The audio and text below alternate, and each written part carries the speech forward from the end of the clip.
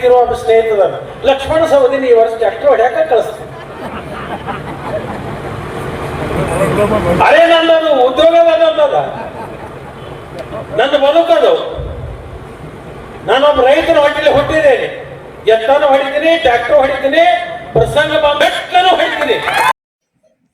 ಲಕ್ಷ್ಮಣ್ ಸವದಿ ಅವರು ಗುಂಡಾಗಿರಿ ಭಾಷೆನವನ್ನ ಬಿಟ್ಟು ಬಿಡಬೇಕು. ನಿನ್ನೆ ಒಂದು ವಿಡಿಯೋ ಮಾಡಿದ್ದು,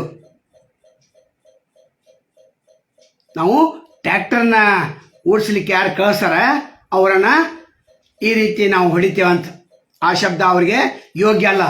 ಅದಾದ ನಂತರ ಒಂದು 15ರಿಂದ 20 ಕರೆಗಳು ನಮಗೆ ಬಂದು, ಇಲ್ಲ ಸರ್ ನೀವು ಹೇಳಿದ್ದು ಕರೆಕ್ಟ್ ಇದೆ. ಕುಮಟೋಳಿರಿದ್ದಾಗ ಪೊಲೀಸ್ ಸ್ಟೇಷನ್ಗಳಲ್ಲಿ ಒಂದೇ ಒಂದು ಕೇಸ್ ಆಗ್ತಾ ಇರಲಿಲ್ಲ, ಮತ್ತು ಅದರ ಹಸ್ತಕ್ಷೇಪನೂ ಮಾಡ್ತಾ ಇರಲಿಲ್ಲ. ಯಾವಾಗ ಲಕ್ಷ್ಮಣ್ ಸವದಿ ಅವರು ಬಂದರು, 3 ವರ್ಷದಿಂದ ಅದ ನಡೆದಿದೆ ಅಂತ ಮರಳಿ ಜಗಳಿದ್ದರೆ ಅಲ್ಲಿ ಭಾಗವಹಿಸೋದು, ಅಲ್ಲಿ ಲೋಕಲ್ ತಮ್ಮ ಅಂತ ಬೆಂಬಲಿಗರನ್ನು ಬಿಡೋದು, ತಮಗೆ ಊಟ ಹಾಕಿದವ್ರನ್ನ ರಕ್ಷಣೆ ಮಾಡೋದು, ಊಟ ಹಾಕಲ್ದವ್ರನ್ನ FIR ಮಾಡಕ್ಕೆ ಹೇಳೋದು. ನಾವು ಅತಿನಿ ಪೊಲೀಸರಿಗೆ ನಾವು ಅಂತ ಕೇಳ್ಕೋತೆ, ನೀವು ಪರ್ಮನೆಂಟಾಗಿ ಇರ್ಲಿಕ್ಕೆ ಬಂದವ್ರು, ನೀವು 5 ವರ್ಷ ಮಾಡಿ ಹೋಗ್ತಾರೆ, ನೀವು ಇಲ್ಲೇ ಇರ್ತೀರಿ, ಇನ್ನೊಂದು ಸ್ಟೇಷನ್ ಬದಲಾಯಿಸ್ಬೋದು. ನಿಮಗೆ ಅಂದ್ರೆ ನೀವು ನ್ಯಾಯಪರಾಗಿ ಇರಬೇಕು. ನ್ಯಾಯಪರ ಇದ್ದಂದ್ರೆ ಏನೈತಿ, ಜನರ ವಿಶ್ವಾಸನ ಗಳಿಸಲಿಕ್ಕೆ ಸಾಧ್ಯ ಇದೆ. ಈತನ ಮಗನೂ ಕೂಡ ಲಕ್ಷ್ಮಣ್ ಸವದಿಯವ್ರ ಮಗ, ಅವರು ಕೂಡ ಗುಂಡಾಗಿರಿ ಭಾಷೆನ ಮಾಡಿದ್ದಾರೆ. ಯಾರು ವಿರುದ್ಧವಾಗಿ ಮಾಡತ್ತಾರೆ ನೀವು ಅದು ಹೇಳ್ಬೇಕಲ್ಲ. ರೈತರನ್ನ ನಾವು ಕೆಣಕಿದ್ರೆ ನಾವು ಸುಮ್ಮನೆ ಇರೋದಿಲ್ಲ ಅಂತ. ರೈತರಿಗೆ ನೀವು ಮೋಸ ಮಾಡತ್ತಿರಲ್ಲ. ಕಬ್ಬಿನ ತೂಕದ ಯಂತ್ರಗಳನ್ನ 2 ಟನ್ ಹೊಡಿತಾರೆ, 3 ಟನ್ ಹೊಡಿತಾರೆ ಅಂತ ಇಲ್ಲಿ ಧರಣಿ ಸತ್ಯಾಗ್ರಹ ಕೂಡಬೇಕಾಗಿತ್ತು ವಿಧಾನಸಭೆಯಲ್ಲಿ. ನಾನು ಹೇಳಾಗಿಲ್ಲಪ್ಪ, ನೀವು 81 ಸಕ್ಕರೆ ಫ್ಯಾಕ್ಟ್ರಿ ಡಿಜಿಟಲ್ ಯಂತ್ರಗಳನ್ನು ಕೂಡಿಸೇ ಹೋದರೆ ನಾನು ಹೇಳಾಗಿಲ್ಲಪ್ಪ ಅಂತ ಧರಣಿ ಸತ್ಯಾಗ್ರಹ ಮಾಡಿದ್ರಿ. ಕೇವಲ ಒಂದು ಭಾಷೆ ಮಾಡೋದು, ಎದ್ದು ಬಿಡೋದು, ತೂಕದಲ್ಲಿ ಮೋಸ ಆಗಿದೆ ಆ ರೀತಿ. ಮೊಸಳೆಕ ನೀರು, ಲಕ್ಷ್ಮಣ್ ಸವದಿ ಮೊಸಳೆಕ ನೀರು ನಮ್ಗೆ ಗೊತ್ತಾಗಿತ್ತು. ಈಗ ಹಳ್ಳಿ ಅಡ್ಡಾಡಿದಾಗ ಒಬ್ಬರ ನಡು ಇನ್ನೊಬ್ಬರು ಜಗಳ ಹಚ್ಚೋದು, ಅಲ್ಲಿ ಲೋಕಲ್ ಮಂದಿ ಯಾವುದೋ ಒಂದು ಪ್ರಶ್ನೆ ಕೇಳಿದ್ರೆ ಆ ಪ್ರಶ್ನೆಗೆ ಉತ್ತರ ಕೊಡದೆ ಭಾಳ ಹೆಚ್ಚು ಪ್ರಶ್ನೆ ಕೇಳಿದ್ರೆ ಅಲ್ಲೇ ಲೋಕಲ್ ಜನರನ್ನು ಬಿಟ್ಟು ಅವನು ಬಾಯಿ ಮುಚ್ಚೋದು. ಹಿಂಗಾಗಿ ಇಲ್ಲಿ 15 ಕ್ಷೇತ್ರದಲ್ಲಿ ಗುಂಡಾಗಿರಿ ಹೆಚ್ಚಾದದ್ದು 10 ಕ್ಷೇತ್ರದಲ್ಲಿ. ಏನು ಸ್ಪಷ್ಟವಾಗಿ ಹೇಳ್ತಾನೋ, ಇದು ನಿಲ್ಲಬೇಕು. ಪೊಲೀಸರು ಜನಪರ ಆಡಳಿತವನ್ನು ನಡೆಸಬೇಕು. ಬರೇ ಪೋಸ್ ಕೊಡೋದು, ಬರೇ ಡೈಲಾಗ್ ಏನು ಹೊಟ್ಟೆ ತುಂಬ್ತೈತೆ ಅದು. ಏನು ರೈತರಿಗೆ ಎಷ್ಟು ನೀವು ಸಹಾಯ ಮಾಡಿದ್ರಿ? ಕಟಾವು ಮತ್ತು ಸಾಗಾಣಿಕೆ ವೆಚ್ಚ ಫ್ಯಾಕ್ಟ್ರಿಗಳ ಮೇಲೆ ಹಾಕ್ಬೇಕಂತ ಎಲ್ಲಿ ಹೋರಾಟ ಮಾಡಿದ್ರಿ? ಕಟಾವು ನರೇಗಾದಲ್ಲಿ ಹಾಕ್ಬೇಕಂತ ಎಲ್ಲಿ ಹೋರಾಟ ಮಾಡಿದ್ರಿ? ಗೊಬ್ಬರ ಸರಿಯಾಗಿ ಸಿಗ್ತಾ ಇಲ್ಲ, ಬೀಜ ಸರಿಯಾಗಿ ಸಿಗ್ತಾ ಇಲ್ಲ ಅಂತೇಳಿ ಎಲ್ಲಿ ಹೋರಾಟ ಮಾಡಿದ್ರಿ? 3-4 ಸಲ ಗೊಬ್ಬರ ದರ ಹೆಚ್ಚಾಯ್ತು, ಎಲ್ಲಿ ಹೋರಾಟ ಮಾಡಿದ್ರಿ? ರೈತರ ಪರ ಅಂತ ಕೇವಲ ಭಾಷೆನ. ಇವ್ರು ಹೆಂಗೆ ಬಿಲ್ಡಪ್ ಕೊಡ್ತಾರಂದ್ರೆ, ಮದುವೆ ಹೋಗೋದು, ಮುಂಜಿ ಹೋಗೋದು, ಯಾವುದೋ ಒಂದು ಕಾರ್ಯಕ್ರಮ ಹೋಗೋದು, ಮನೆಗೆ ಹೋಗೋದು, ಅಲ್ಲಿ ಬಿಲ್ಡಪ್ ಕೊಡೋದು, ಬರೋದು. ಮತ್ತು ಇವರಿಂದ ಇದ್ದಂಥವ್ರೆಲ್ಲರ ಕೆಲವೊಂದು ಗುಂಡಾಗಳ ಇದ್ದಾರೆ, ಲೋಕಲ್ ಅಂತಾರೆ.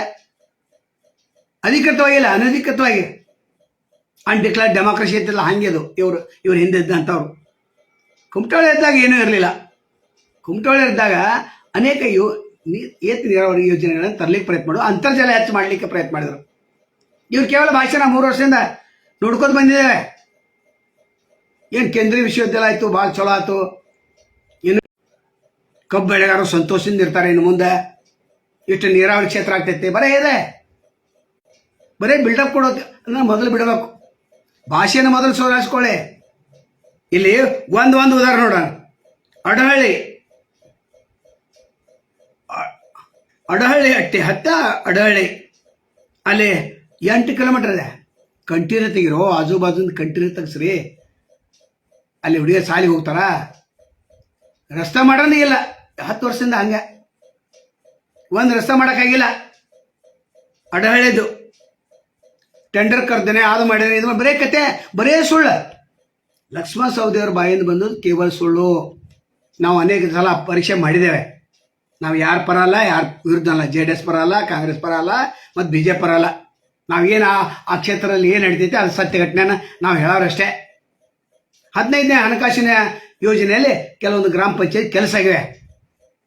ಗ್ರಾಮ ಪಂಚಾಯತಿ ಅಧ್ಯಕ್ಷರು ಸದಸ್ಯರು ಕೂಡ ಕೆಲಸ ಮಾಡಿದ್ದಾರೆ. ಅದಷ್ಟೇ ಅಭಿವೃದ್ಧಿ.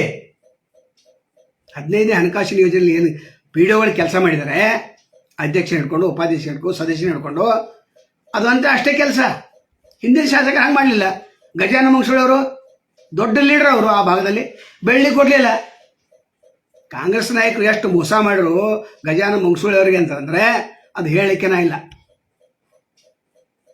ನಂತರ ಯಾರಾದರೂ ಹೊರಗಿನವು ಬಂದ್ರೆ ಬರಲಿ, ಏನದು ಹೊರಗಿನವ್ರು ಯಾರು ಬರೋರಲ್ಲಿ? ನಿಮ್ಮ ಗುಂಡಾಗಿರಿ ಮೊದಲು ಅಲ್ಲಿ ಬಂದ್ ಮಾಡಿ, ಅಲ್ಲಿ ಆ ಕ್ಷೇತ್ರದಲ್ಲಿ ಸಾಕಷ್ಟು ಗುಂಡಾಗಿರಿ ನಡೆದ ನಮಗೆಲ್ಲ ಗೊತ್ತಿದೆ. ಅಂಥವು ಜಗಳಿದ್ರಂದ್ರೆ ನಿಮ್ಮ ಪರವಾಗಿತ್ತಂದ್ರೆ ಅವ್ನು ನ್ಯಾಯ ಕೊಡಂತ ಹೇಳೋದು, ಪೊಲಿಟಿಷಿಯನ್ಗಳೇ ಹಸ್ತಕ್ಷೇಪ ಮಾಡೋದು, ನಿಮ್ಮ ಬೆಂಬಲಿಗೆ ಕಳ್ಸೋದು, ಮತ್ತು ನನಗೇನು ಗೊತ್ತಿಲ್ಲ ಆ ಟೈಪ್ ಇರೋದು. ಅಭಿವೃದ್ಧಿ ಮಾಡಿ ತೋರಿಸ್ರಿ. ಕೇವಲ ನಿಮ್ಮ ಗೊಳ್ಳ ಭಾಷೆಯಿಂದ ಅಭಿವೃದ್ಧಿ ಆಗೋದಿಲ್ಲ. ನೀವು ಯಾವ ರೀತಿ ರಾಜಕೀಯ ಮಾಡಿರಿ ಗೊತ್ತಿದೆ. ಬೆಳಗಾವಿ ಎಷ್ಟು ಕೋಟಿ ಆಸ್ತಿ ಮಾಡಿದರೆ ಎಲ್ಲ ಗೊತ್ತಿದೆ. ಪಾಪ ರೈತರಿಗೆ ಗೊತ್ತಿಲ್ಲ, ಬರೀ ಅನ್ಸೋದು. ಅಂದ್ರೆ ನಿಮ್ಮ ವಿರುದ್ಧ ಯಾರು ಮಾತಾಡಬಾರ್ದು. ಇಡೀ ಕ್ಷೇತ್ರ ಪರಿಸ್ಥಿತಿ ತೀರಾ ಹದಗೆಟ್ಟಿದೆ. ಅದಕ್ಕೆ ಆಗೋಡಿಲ್ಲ. ಮತ್ತೆ ರಾಜಕೀಯವರು ಆರಾಮಾಗಿದ್ದಾರೆ, ಏನೂ ಮಾಡೋಂಗಿಲ್ಲ. ಅವ್ರಿಗೆ ಗೊತ್ತಿದೆ ಅದಾಗಿರಿ ಗುಂಡಾಗಿರಿ ಮಾಡಿದ್ರಿಂದನ ಅವ್ರು 2 ಸಲ ಸೋಲು ಅನುಭವಿಸ್ತಾರೆ. ಅವ್ರಿಗೂ ಗೊತ್ತಾಗಿದೆ. ಇಲ್ಲಿ ಇವ್ರಿಗೆ ಹಂಗಾಗ್ತೈತೆ. ಅದು ಇಲ್ಲಿ ಏನು ಭಾಷಣ ಮಾಡಿರಲ್ಲ ನಿನ್ನೆ, ಅದೇನು ಅಗತ್ಯ ಇರಲಿಲ್ಲ. ಇನ್ನು ಇಲೆಕ್ಷನ್ ಬಂದಿದೆ, ಏನು ಬಂದಿದೆ? ಬರೀ ದೊಡ್ಡ ದೊಡ್ಡ ಕಾರ್ಯಕ್ರಮ ಹೋಗೋದು, ಪೋಸ್ ಕೊಡೋದು, ಬರೋದು. ಯಾವುದೋ ಒಂದು ದೊಡ್ಡ ಕಾರ್ಯಕ್ರಮ ಹಾಕೋದು, ಅಲ್ಲಿ ಸ್ವಾಮಿಗಳನ್ನ ಕರೆದು ಹೊಗಳಿಸ್ಬೋದು. ಮತ್ತು ಪಾಪ ಜನ ಗಪ್ಪಿದ್ದಾರೆ. ವಿರೋಧ ಪಕ್ಷದಲ್ಲಿ ಪಾಪ ಯಾರಾದ್ರೂ ಇದ್ರೆ ಅಂದರೆ ಅವ್ರು ಸ್ಟೇಷನ್ ಕರೆಸಿ ಅಲ್ಲಿ ಏನಾದರೂ ಮಾಡೋದು. ಏನಾದ್ರು ತಂಟೆ ತಕರ ಇತ್ತಂದ್ರೆ ಬಂದೇ ಬರ್ತೈತೆ ಅದು. ಇದನ್ನು ಮೊದಲು ಬಿಡಬೇಕು. ದಯಮಾಡಿ ಲಕ್ಷ್ಮಣ ಸಹೋದರಿ ಗಮನಿಸಬೇಕು. ನೀವು ಉಪಮುಖ್ಯಮಂತ್ರಿ ಆದವರು, ನೀವು ಇನ್ನೂ ಬೆಳಿಬೇಕಾಗಿದೆ, ಮುಖ್ಯಮಂತ್ರಿ ಆಗಬೇಕಾಗಿದೆ.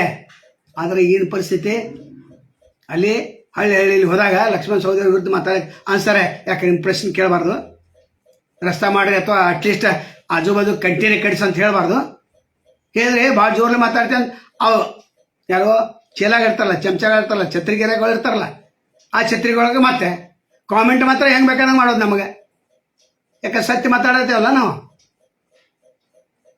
ನೋಡಿ, ನಾವು ಸತ್ಯ ಮಾತಾಡೋರನ್ನ ನಾವು ಎಲ್ಲ 18 ಶಾಸಕರ ಏನು ಇತಿಹಾಸ ಇತ್ತು ನಮ್ಮ ಕಡೆ ಇದೆ. ಯಾರಲ್ಲಿ ಎಲ್ಲೆಲ್ಲಿ ಅಷ್ಟೇ ಮಾಡಿದ್ದಾರೆ, ಎಷ್ಟೆಷ್ಟು ಮಾಡಿದ್ದಾರೆ, ಶಾಸಕ ಅವಕ್ಕಿಂತ ಮೊದಲು ಏನಿದ್ರು, ಈಗೇನಿದ್ದಾರೆ, ನಾವು ಯಾರ ಪರ ಇದೆ ಕೇಳಿದ್ರಿ? ಯಾರ ವಿರುದ್ಧ ಟಾರ್ಗೆಟ್ ಅಂದ್ರೆ ವಿಡಿಯೋ ಮಾಡಿದ್ದೇವೆ? ಜಾರಕಿಹೊಳಿ ಸಹೋದರ ಹೇಳ್ತಾರೆ, ನಮ್ಮ ಜಾರಕಿಹೊಳಿ ವಿರುದ್ಧ ನಾವು ಮಾತಾಡ್ತೇವೆ ಅಂತ. ಎಲ್ಲಿ ಟಾರ್ಗೆಟ್ ಇಟ್ಟು ಎಲ್ಲಿ ಮಾತಾಡಿದ್ದೇವೆ? ನೀವೇನು ಮಾಡ್ತೀರಲ್ಲ ಪಡ ಅದನ್ನು ಮಾತಾಡ್ತೇವೆ. ಮತ್ತೇನು ಮಾತಾಡ್ತೇವೆ ನಾವು? ಸತ್ಯ ಏನಿದೆ ಅಲ್ಲಿ ಗುಂಡಾಗಿರಿ ಮೊದಲು ಬಿಡ್ಬೇಕು. ನೀವು ಆ ಭಾಷೆ ಚೇಂಜ್ ಆಗ್ಬೇಕು. ಅದಾದ್ರೆ ನಿಮ್ಮ ಮಗ ಹೇಳ್ತಾನೆ ಚಿದು ಸೌದಿ, ಒಂದು ಆಕ್ಸಿಡೆಂಟ್ ಕೇಸಲ್ಲಿ ಯಾವ ರೀತಿ ಬಚಾವಾದ್ರೆ ನಮ್ಗೆ ಗೊತ್ತಿದೆ. ಸಕ್ಕರೆ ಫ್ಯಾಕ್ಟ್ರಿಯಲ್ಲಿ ಏನೇನು ನಡೀತದೆ ಅದು ಗೊತ್ತಿದೆ. ರೈತರ ಕಣ್ಣೀರು ಒರ್ಸಕ್ಕೆ ಬಂದಂತ ರೈತರ ವಿರುದ್ಧ ಕಟ್ಕೊಂಡವ್ರು ನಾವು ಸುಮ್ಮನೆ ಇರ್ಲಿಕ್ಕೆ ಸಾಧ್ಯ ಇಲ್ಲ ಅಂತ. ಯಾರು ಕಟ್ಕೊಂಡಾರ ಹೇಳ್ರ? ಯಾರು ಕಟ್ಕೊಂಡಾರ? ಯಾರು ಅನ್ಸತ್ತಾರ? ಯಾರು ಮತದಾರನ?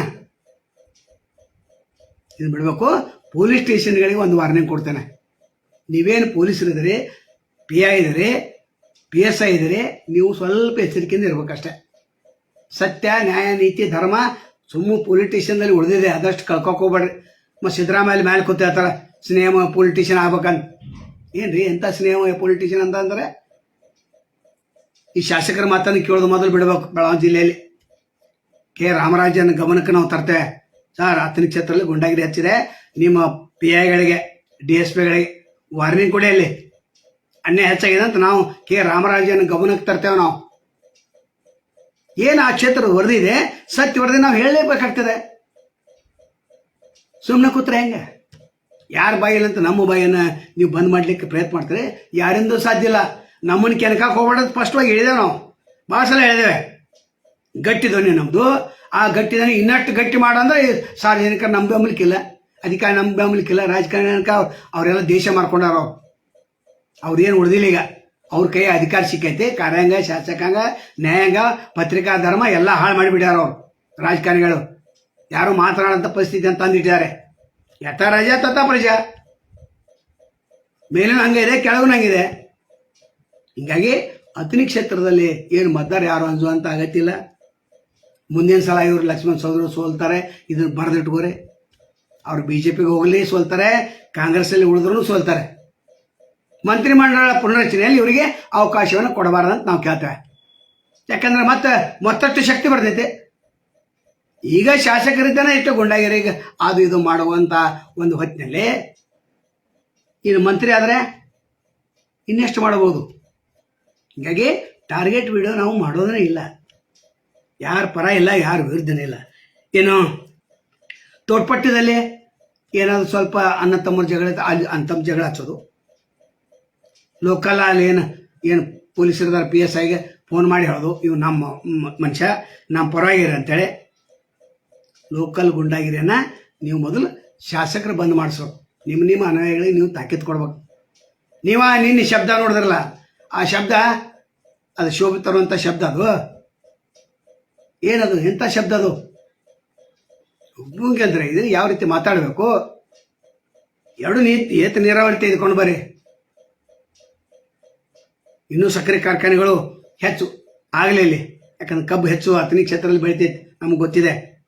ಅಂತರ್ಜಲ ಹೆಚ್ಚು ಮಾಡಕ್ಕೆ ಪ್ರಯತ್ನ ಮಾಡ್ರಿ. ನಂತರ ನಿರಾಶ್ರಿತರ ಕೇಂದ್ರ ಆವ ತೆಗಿತಾರಲ್ಲ, ಪ್ರವಾಹ ಬಂದಾಗ